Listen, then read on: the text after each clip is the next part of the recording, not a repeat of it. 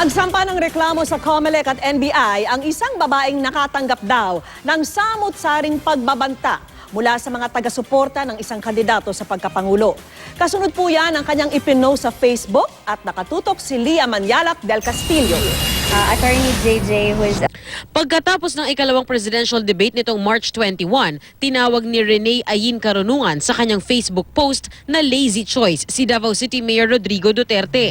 Kasabay ng 13,000 likes at mahigit 4,000 shares, umani rin ang post ng mahigit 1,000 comments, karamihay negatibo. Pero ang ikinatroma ni Rene, ang mahigit 200 private messages mula sa mga taga-suporta ni Duterte. The messages from Duterte supporters ranged from insults like bobo ka, baboy ka, tanga, to more serious ones such as actual threats of serious harm like mamatay ka sana, ma-rape ka sana, mamassacre sana ang pamilya mo. Kaya kanina, nagsampa si Carunungan sa COMELEC at NBI ng mga reklamong paglabag sa Omnibus Election Code, Anti-Cybercrime Law at Revised Penal Code laban sa may 20 Facebook users na nagbanta sa kanya. Sa Section 261E ng Omnibus Election Code, ipinagbabawal ang pagbabanta para pigilan ang isang botante na makibahagi sa pangangampanya o pakikisali sa mga political discussion.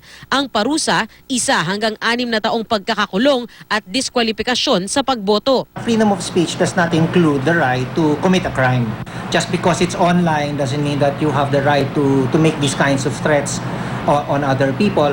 Natuntun na raw nila Carunungan ng ilan sa mga Facebook user na nagbanta sa kanya. For others, we will require the assistance of the NBI to determine their actual physical address.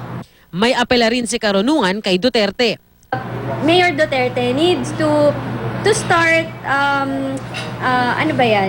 being a good example din. Na siya nga di ba, kung ano-ano din yung sinasabi niyang naririnig natin, even with the rape statement, di ba, parang other people will think na okay lang yon, and it's not okay. Sinisika pa namin kunan ng reaksyon tungkol dito si Duterte. Lia Manyalak del Castillo, nakatutok, 24 oras.